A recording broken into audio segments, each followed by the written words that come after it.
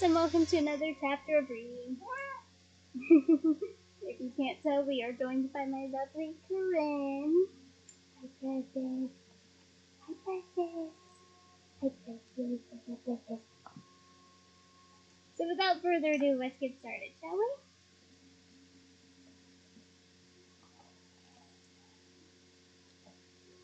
Chapter 30. The Sacking of Severus.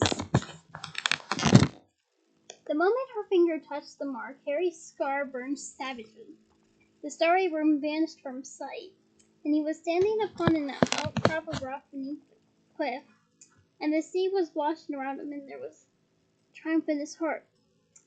They have the boy. A loud bang brought Harry back to where he stood.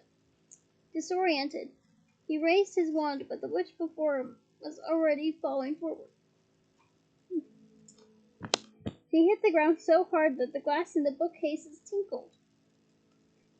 I've never stunned anyone except in our TA lessons, said Luna, sounding mildly interested. It was noisier than I thought it would be. And sure enough, the ceiling had begun to rumble. Scurrying, echoing footsteps were growing louder from behind the door leading to the dormitories. Luna's spell had woken Ravenclaw sleeping above.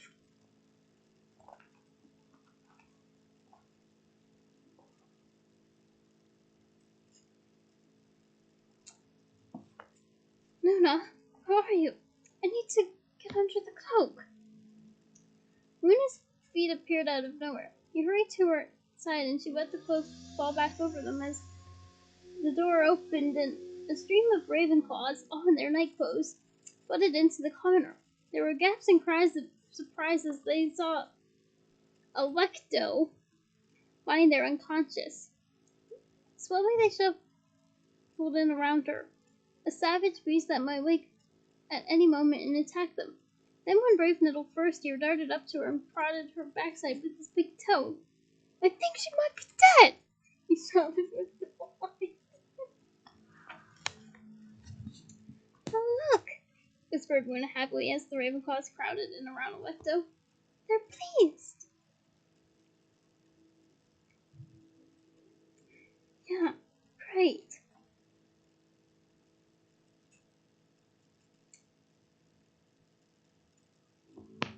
Harry closed his eyes and his scar throbbed. Harry closed his eyes, and as the scar throbbed, he chose to sink again into Voldemort's mind.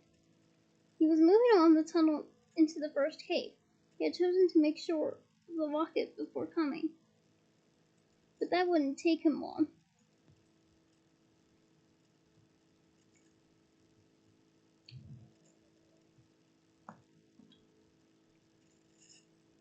There was a rap on the common room door,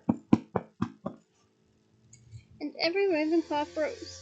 From the other side, Harry heard the soft, musical voice that issued from the evil door knocker. Where do vanished objects go? I don't know. Do I? Shut it! Snarled an uncouth voice that Harry knew was that of the Carrow brother, Amicus. Alecto! Alecto! Are you there? Have you caught him? Open the door! The Ravenclaws were whispering amongst themselves, terrified. Then, without warning, there came a series of loud bangs, as though somebody was firing a gun into the door. Okay. Bang! Bang! Bang! Bang! Bang! Pow! Pow! Pow!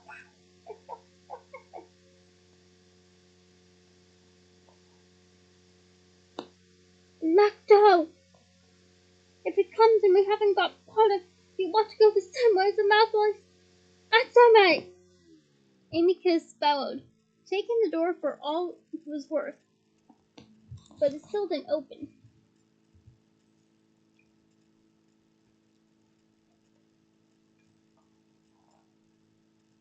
The Ravenclaws were all backing away, and some of their most frightened began scampering back up the staircase to their beds.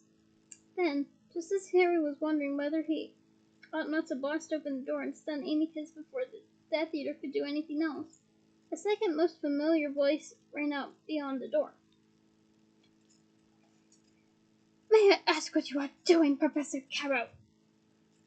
trying to get through this door, shouted Amicus. Go and get Flick. Get him to open it now. But isn't your sister in there? Asked Professor McGonagall. Didn't Professor Flitwick look in earlier this evening at your urgent request? Perhaps she could open the door for you. Then you shouldn't wake up half the castle. The answer in your bottom. You open it. Go on. Do it. Now. Certainly if you wished it, said Professor McGonagall with awful coldness. There was a gentle tap of the knocker, and the musical voice asked again, where do vanished objects go? Into non-being, which is to say, everything, replied Professor McGonagall. Nicely phrased, replied the eagle door knocker, and the door swung open.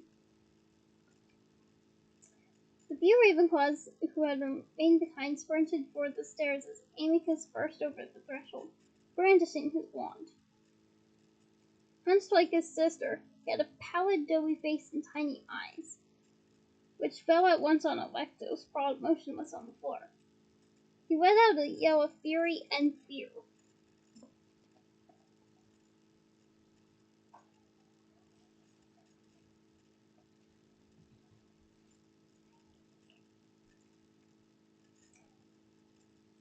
What have they done, the little whelps?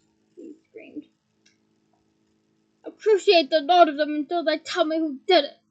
And what's the doctor going to say? He shrieked, standing over his sister and smacking himself on the forehead with his fist. We haven't got him. They've gone and killed her. She's only stunned, said Professor McGonagall impatiently, who had stooped down to examine Alecto. She'll be perfectly all right. No, she won't, bellowed Amicus. Not after the Dark Lord gets a hold of her. She's gone and simple. I felt my mouth burn. And he thinks we've got Potter. Got Potter, said Professor McGonagall sharply. What do you mean, got Potter? He told us Potter might try and get inside Ravenclaw Tower, and to send for him if we caught him.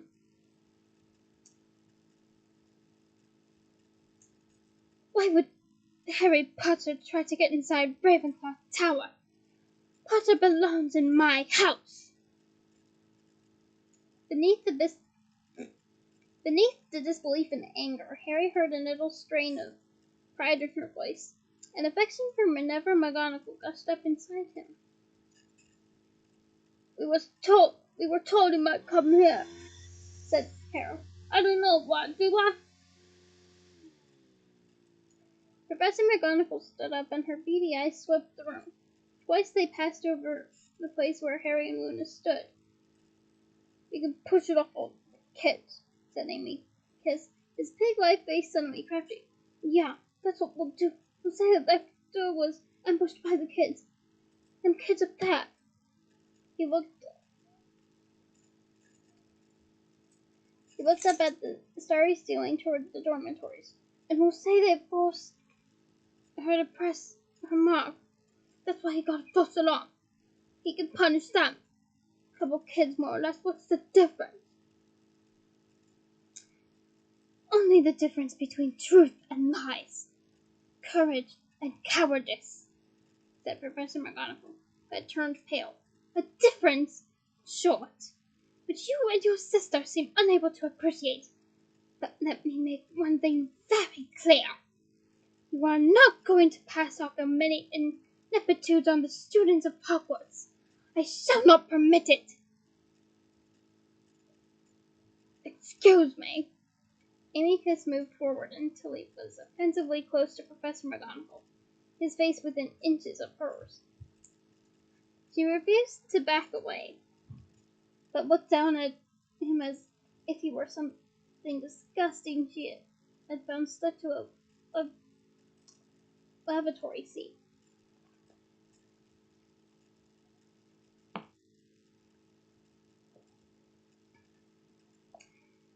It's not a case of what you'll permit. Oh. Wrong voice. It's not a case of what you'll permit, Minerva McGonagall. Your time's over. It's us what's in charge here now, and you'll back me up or you'll pay the price.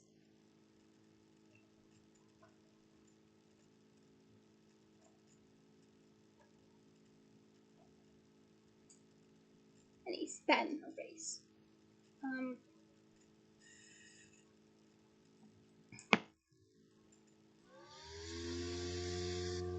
Harry pulled the cloak off himself, raised his wand, and said, "You shouldn't have done that."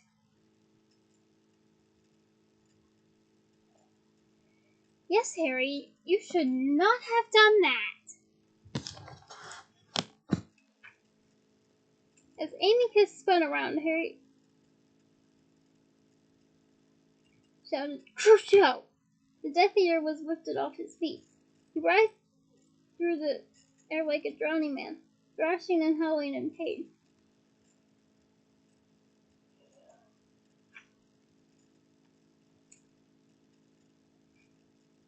And then, with the crunch and shattering of glass, he smashed into the front of a bookcase and crumbled, insensible, to the floor.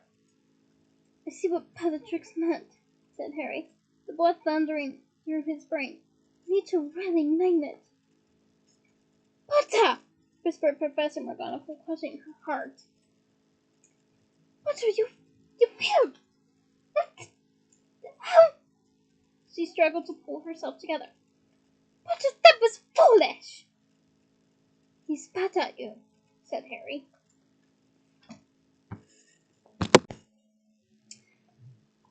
"Potter, it was very, very gallant of you.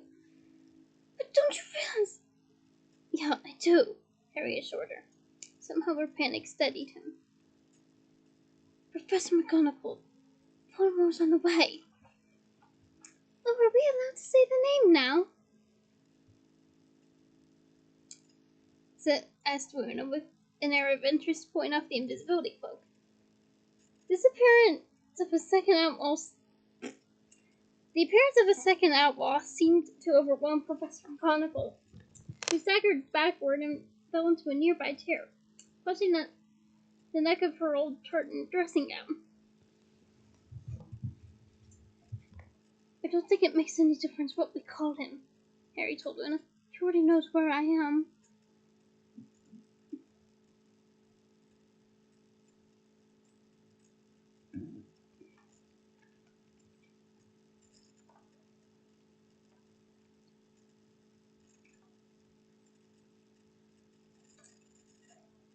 In a distant part of Harry's brain, the part that connected to an angry burning scar, he could see Voldemort sailing fast over the dark lake in a ghostly green boat. He had nearly reached the island where the stone basin stood. "You must flee," whispered Professor McGonagall. "Now, Potter, as quickly as you can." "I can't," said Harry. "There's something I need to do. Professor, do you know where the diadem of Ravenclaw is?" The diadem of Ravenclaw? Of course not. Hasn't it been lost for centuries? She sat up a little straighter. "Potter, it was madness, utter madness for you to enter this castle." "I had to," said Harry. "Professor, there's something hidden here that I'm supposed to find, and it could be the diadem. If I could just speak to Professor Flitwick." There was a sound of movement, of clinking glass. Amycus was coming round. Before Harry or Ron could act, Professor McGonagall rose to her feet, pointed her wand at the groggy Death Eater, and said, "Imperial!" Amycus got up, walked over to his sister, picked up her wand, then shuffled obediently to Professor McGonagall and handed it over along with his own. Then he lay down on the floor beside Alecto. Professor McGonagall waved her wand again, and a length of shimmering silver rope appeared out of thin air and snaked around the carrows, binding them tightly together. "Potter," said Professor McGonagall, turning to face him again with superb indifference to the carrow's predicament. "If he who must not be named does indeed know that you are here," and as she said it, a wrath that was like physical pain blazed through Harry, setting his scar on fire, and for a second he looked down upon a basin whose potion had turned clear, and saw that no golden locket lay safe beneath the surface.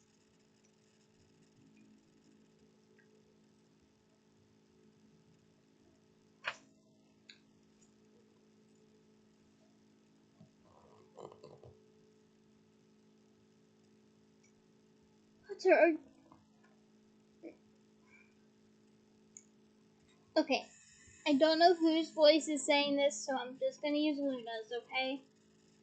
If it was McGonagall's, I'm sorry, but I think Luna's is a little more fitting given the little bit of context we have here. But again, without too much specifications, it could go either way, so I'm opting for Luna's. So, here we go.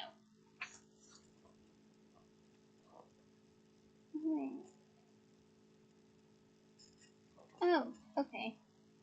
Scratch that commentary because I just had to do it. I had to do a reread to make sure I have everything right. I'm just gonna read it as I was initially going to read it with McGonagall's voice because that actually makes more sense. It's been a crazy this past week and weekend for me.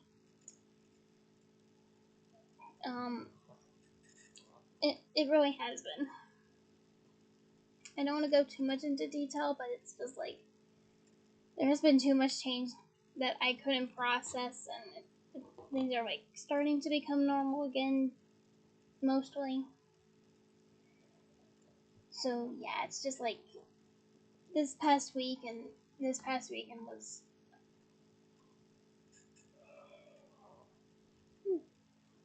it was really chaotic, and it was really hard on my family and I. So yeah, but onto Potter. "Potter, are you all right?" said a voice, and Harry came back. He was clutching Luna's shoulder to steady himself. "Time's running out. Voldemort's getting nearer. Professor, I'm acting on Dumbledore's orders. I must find what he wanted me to find. But we've got to get the students out while I'm searching the castle. It's only for one more once. But he won't care about killing a few more or less. Not now.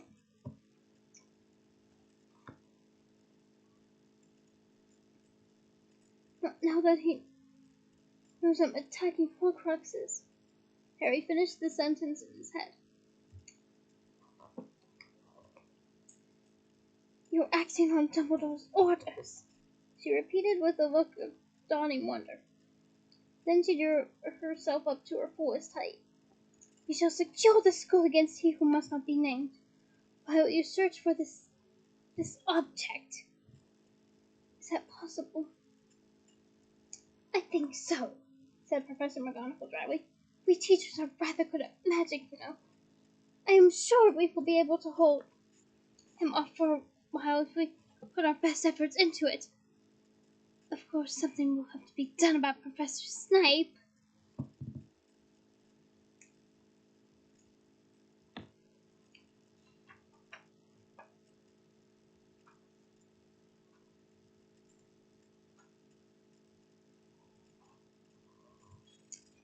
"That may. And if Hogwarts is about to enter a state of siege, with the Dark Lord at the gates." Foreshadowing! "It would indeed be advisable to take as many innocent people out of the way as possible, with the flu network under observation, and apparition impossible within the grounds."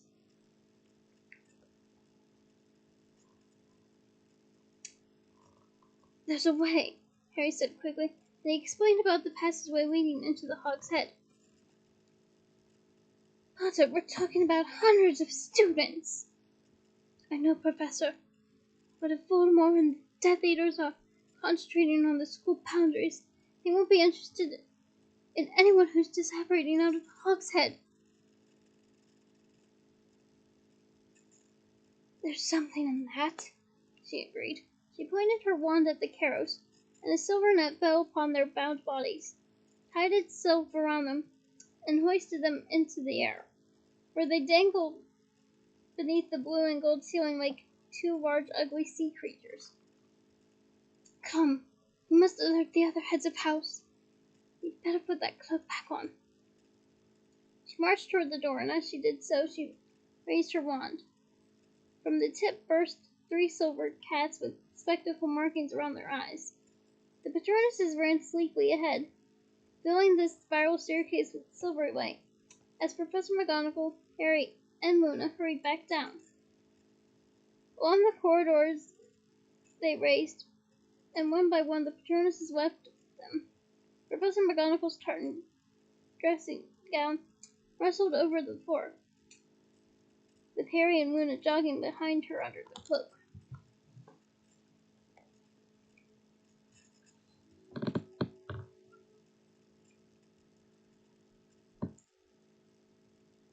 They had descended 2 more floors when another set of quiet footsteps joined theirs. Harry, whose scar was still prickling, heard them first. He felt in the pads around his neck for the Marauder's map, but before he could take it out, McGonagall seemed to become aware of their company. She halted, raised her wand ready to duel, and said, "Who's that?"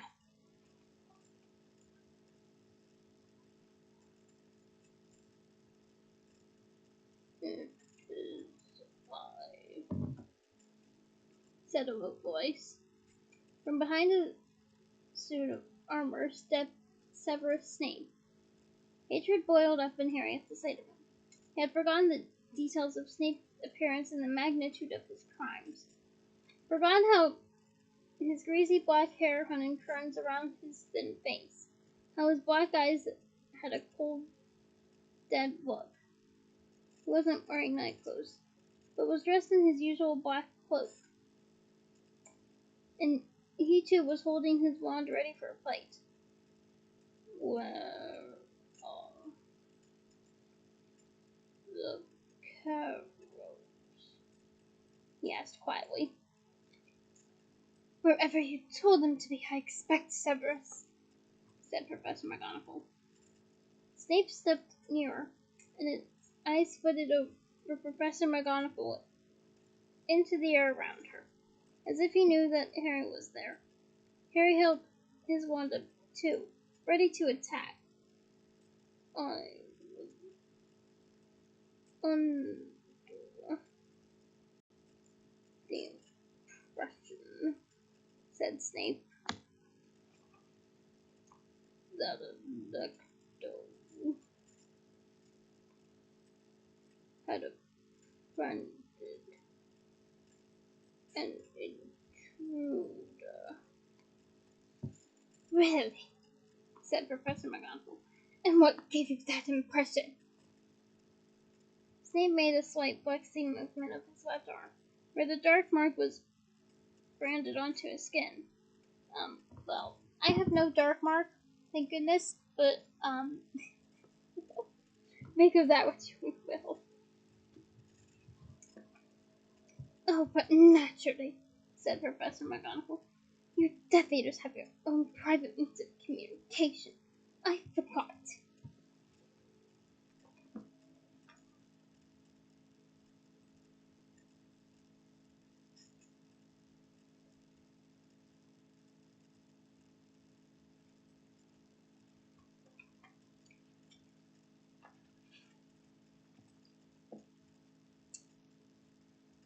Snape pretended not to have heard her. His eyes were still probing the air all about her, and he was moving gradually closer with an air of hardly noticing what he was doing.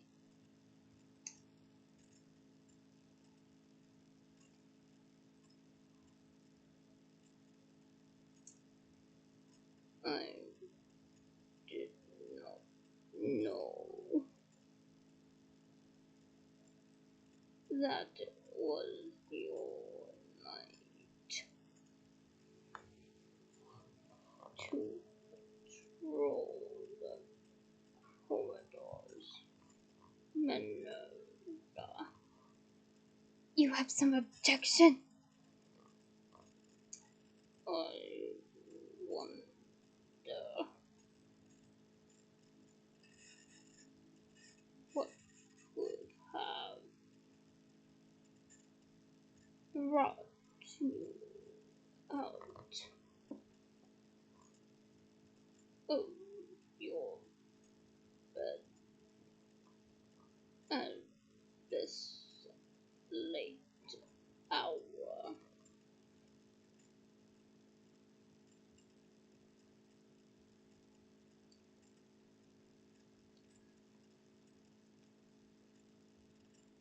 I thought I heard a disturbance, said Professor McGonagall. Really? But all seems calm.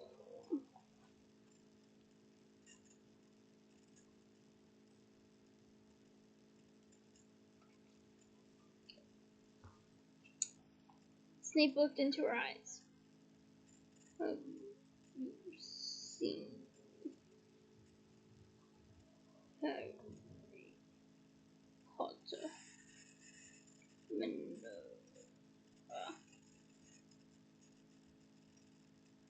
Because if you have, I must insist. Professor McGonagall moved faster than Harry could have believed. Her wand slashed through the air, and for a split second Harry thought that Snape must crumple, unconscious. But the swiftness of his shield charm was such that McGonagall was thrown off balance. She brandished her wand at a torch on the wall and blew it up out of its bracket. Harry, about to curse Snape, was forced to pull Luna out of the way from the descendant flames, which became a ring of fire. I fell into a burning ring of fire, and it burned, burned, burned as the flames went. Wait, no, that's not how it goes. Give me a moment. Okay. I fell into a burning ring of fire. It went off as the flames. Okay.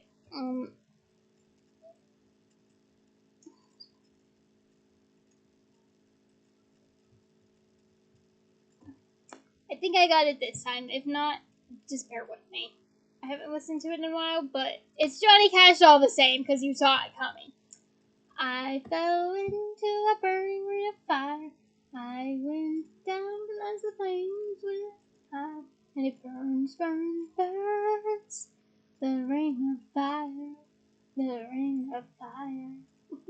Again, you saw Johnny Cash coming regardless. I'm sorry for the earlier, probably mislyricing. Again, this past week and then this past few days have just been, they've just been chaotic and sorrow-inducing on my family. So, yeah, cut me a bit of slack, please. But moving on, that filled the corridor and flew like a lasso at Snape. Then it was no longer fire, but a great black serpent that McGonagall blasted to smoke, which reformed and solidified in seconds to become a swarm of pursuing daggers.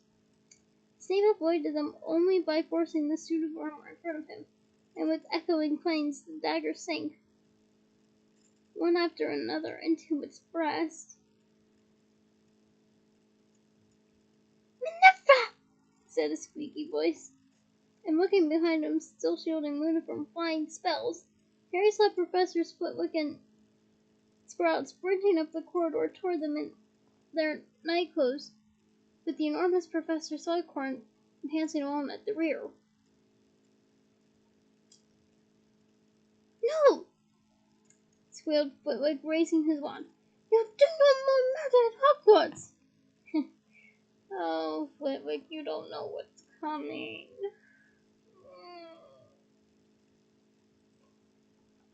And for those of you who are confused by that commentary, you'll have to wait for next week and the weeks to come.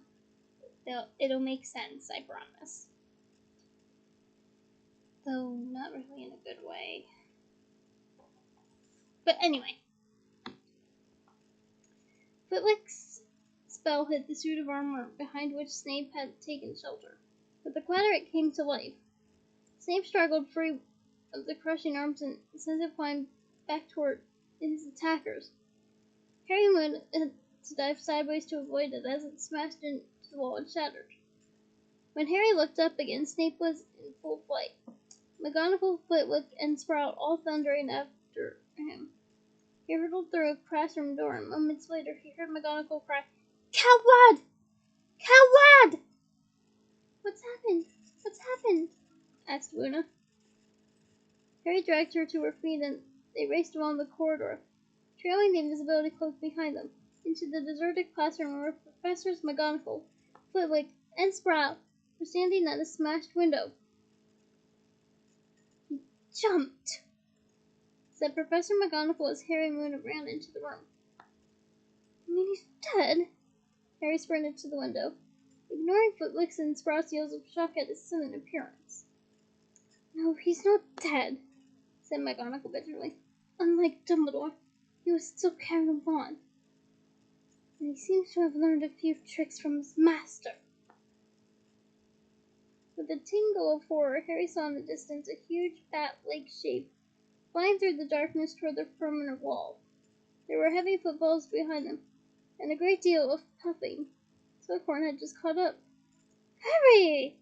he panted, massaging his immense chest beneath his emerald green silk pajamas. "My dear boy, what a surprise! Winifred, please do explain. Severus, what?"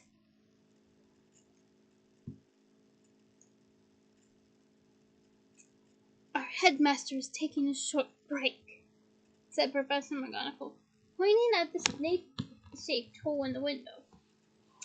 "Professor!" Harry shouted, his hands at his forehead.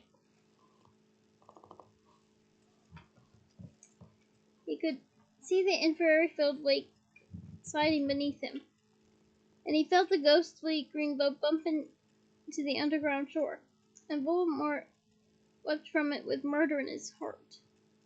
"Professor, we've got to barricade the school. He's coming now."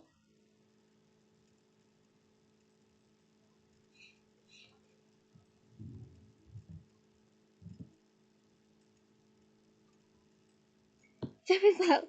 He who must not be named is coming," she told the other teachers.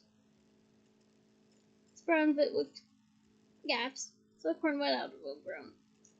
"Potter has work to do, in the castle on Dumbledore's orders. We need to put in place every protection of which we are capable while Potter does what he needs to do. You realize, of course, that nothing we do will be able to keep out you-know-who indefinitely," squeaked Flitwick.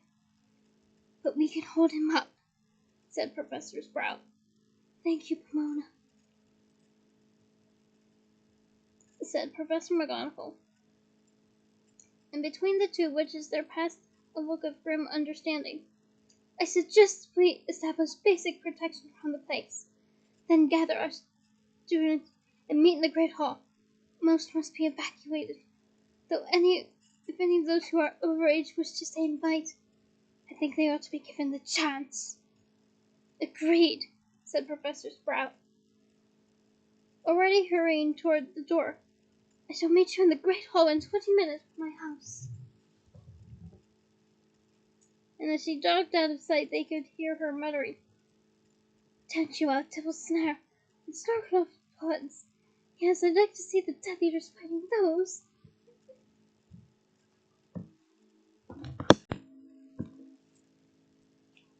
"I can act from here," said Flitwick.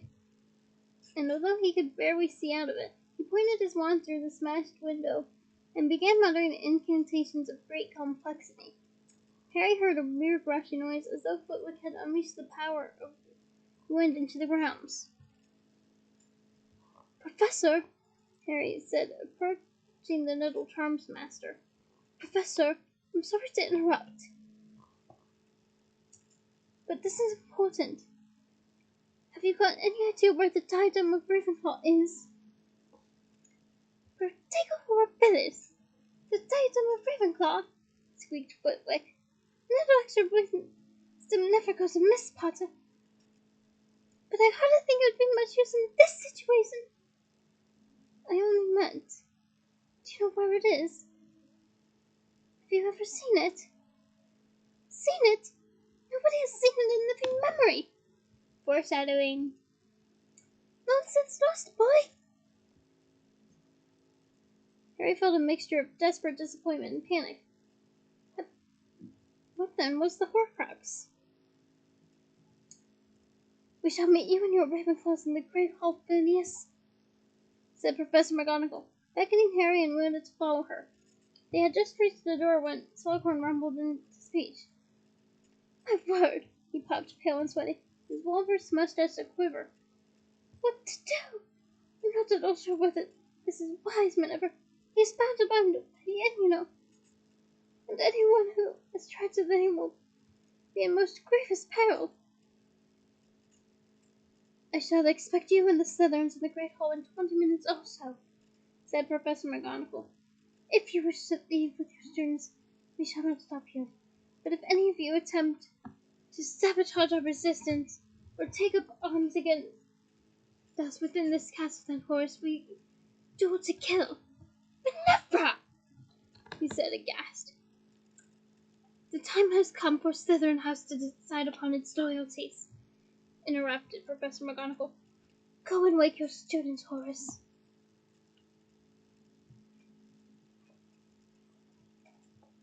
Harry didn't stay to watch Slughorn sputter. He and Luna ran after Professor McGonagall, who had taken up a position in the middle of the corridor and raised her wand. "You told them, oh, for heaven's sake, those not now!" The aged caretaker had just come hobbling into view, shouting, "Students out of bed!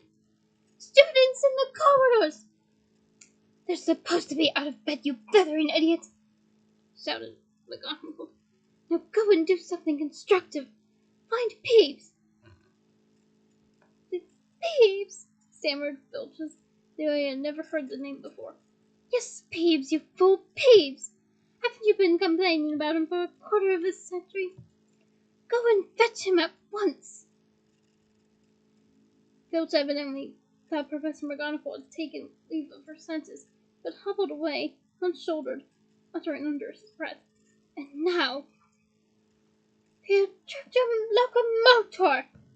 cried Professor McGonagall, and all along the corridor the statues in suits of armor jumped from beneath their plinths, and from the echoing crashes from the floors above and below, Harry knew that their fellows throughout the castle had done the same.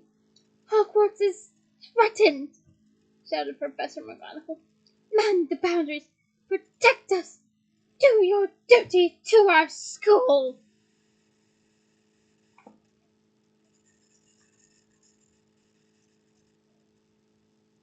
Clattering and yelling, the horde of moving statues stampeded past Harry. Some of them smaller, others larger than life. There were animals, too, and the clanking suits of armor brandished swords and spiked balls on chains. "She's always wanted to use that spell." I just had to put that in there somewhere. "Now, Potter," said McGonagall, "you and Miss Lovegood had better return to your friends and bring them to the Great Hall. I shall rouse the other Gryffindors." They parted at the top of the next staircase, Harry and Luna running back toward the concealed entrance to the Room of Requirement. As they ran, they met crowds of students, most wearing traveling cloaks over their pajamas, being shepherded down to the Great Hall by teachers and prefects. "That was Potter! Harry Potter! It was him! I swear! I just saw him! But Harry didn't look back, and at last they reached the entrance to the room of requirement. Harry leaned against the enchanted wall, which opened to admit them, and he and Luna sped back down the steep staircase. Well, as the room came into view, Harry swept down a few stairs in shock. It was packed, far more crowded than when he had last been in there. Kingsley and Lupin were looking up at him, as were Oliver Wood, Katie Bell, Angelina Johnson, Alicia Spinnet, Bill, Fleur, and Mr. and Mrs. Weasley. Harry, what's happening? Said Lupin, meeting him at the foot of the stairs. Knowing what happens later makes this hurt. New Potterheads, you're gonna have to wait a little bit. Advanced Potterheads, you already know. Voldemort's on his way. They're barricading the school. Snape's run for it. What are you doing here? How did you know? We've sent messages to the rest of Dumbledore's army. Fred explained. You couldn't expect everyone to miss the fun, Harry. And the DA that the Order of the Phoenix know. And it all kind of snowballed. What first, Harry? Called George. What's going on? They're evacuating the younger kids and everyone's meeting in the Great Hall to get organized.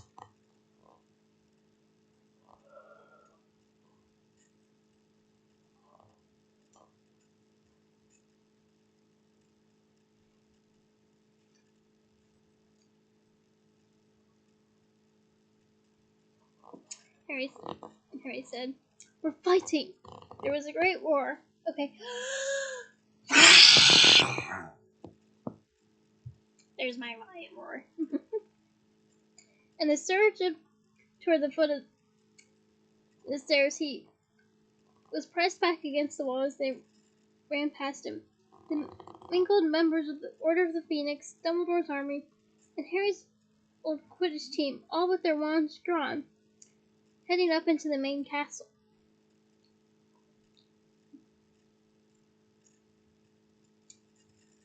Come on, Luna, Dean called as he passed, holding out his free hand. She took it and followed him back up the stairs. The crowd was thinning. Only a little knot of people remained below in the room of requirement, and Harry joined them. Mrs. Weasley was struggling with Ginny. Around them stood Lupin, Fred, George, Bill, and Fleur. You're underage! Mrs. Weasley shouted at her daughter as Harry approached. I won't permit it! The boys, yes, but you've got to go home! I won't! Ginny's hair flew as she pulled her arm out of her mother's grip. I'm in Dumbledore's army! A teenager's gang! Teenager's gang that's about to take him on, which no one else is there to do, said Fred. She's 16! Shouted Mrs. Weasley. She's not old enough! What were you thinking bringing her with you? Fred and George looked slightly ashamed of themselves.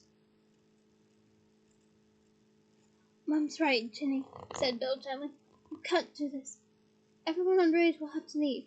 It's only right. I can't go home, Ginny shouted, angry tears sparkling in her eyes. My whole family's here. I can't stand waiting there, not knowing and...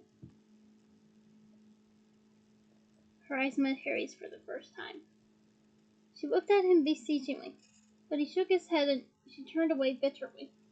Fine, she said, staring at the entrance to the tunnel back to the Hogshead. I'll say goodbye now. Then, and there was a scuffling and a great thump. Someone else had clambered out of the tunnel, overbound slightly, and fallen. He pulled himself up on the nearest chair, looked around the lopsided rimmed glasses, and said, Am I too late? Has it started? I only just found out, so I...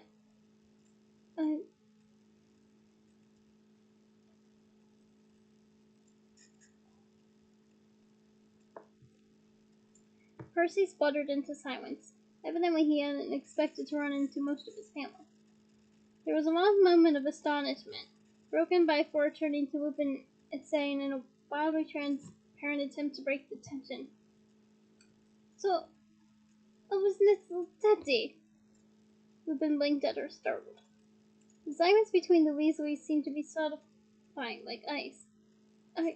Oh yes, he's fine," said Lupin loudly.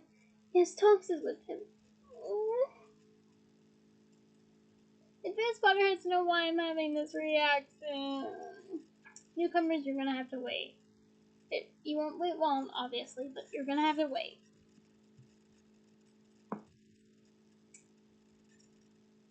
As for mothers.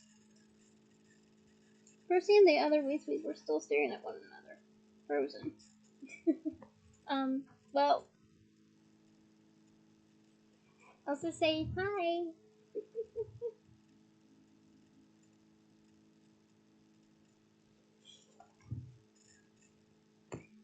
Here, I've got a picture, Lupin shouted, pulling a photograph from inside his jacket and showing it to Ford and Harry, who saw a tiny baby with a tuft of bright turquoise hair, waving fat fists at the camera. "I was a fool!" Percy roared, so loudly that Lupin nearly dropped his photograph. "I was an idiot! A pompous prat! I was a ministry-loving, family-disowning, power-hungry moron?" said Fred. Percy swallowed. "Yes, I was!" "Well, you can't say fairer than that," said Fred, holding out his hand to Percy. Mrs. Weasley burst into tears. She ran forward, pushed Fred aside, and pulled Percy into a strangling hug, while he patted her on the back, his eyes on his father. "Sorry, Dad," Percy said. Mr. Weasley blinked rather rapidly. Then he too hurried to hug his son. "Okay, I'm hugging Percy too."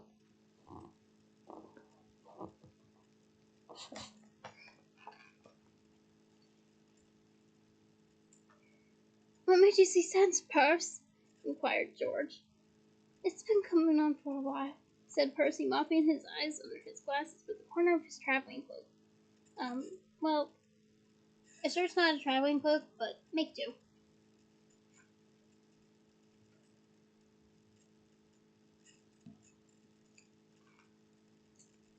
"But I had to find a way out, and it's not so easy at the Ministry. They're imprisoning traitors all the time. I managed to make contact with Aberforth, and he tipped me off 10 minutes ago that Hogwarts was going to make a fight of it. So here I am." "Well, we do look to our prefects to take a lead at times such as these," said George in a good imitation of Percy's most pompous manner. "Now let's get upstairs and fight, or all the good Death Eaters will be taken." "So you're my sister-in-law now," said Percy, shaking hands with Flora as they hurried off toward the staircase with Bill, Fred, and George. "Ginny!" barked Mrs. Weasley. Ginny had been attempting, under cover of the reconciliation, to sneak upstairs too. "Molly, how about this?" said Lupin. "Why doesn't Ginny stay here? Then at least she'll be on the scene and know what's going on, but she won't be in the middle of the fighting."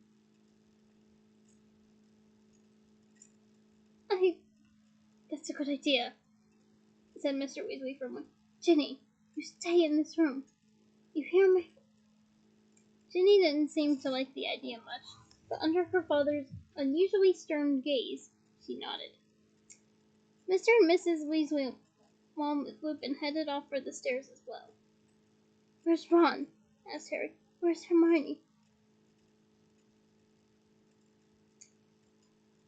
"They must have gone up to the Great Hall already," Mr. Weasley called over his shoulder. "I didn't see them pass me," said Harry. "They said something about a bathroom," said Ginny. "Not long after you left." "Bathroom?" Harry strode across the room to an open door leading off the room of requirement and checked the bathroom beyond. It was empty. You're sure they said bath? But then his scar seared and the room of requirement vanished. He was looking through the high wrought iron gates with winged doors on pillars at either side, looking through the dark grounds toward the castle, which was ablaze with lights. Nagini lay draped over his shoulders. He was possessed of that cold, full sense of purpose that preceded murder. And that is the end of this chapter. Join me next week for chapter 31, The Battle of Hogwarts. Until then, bye!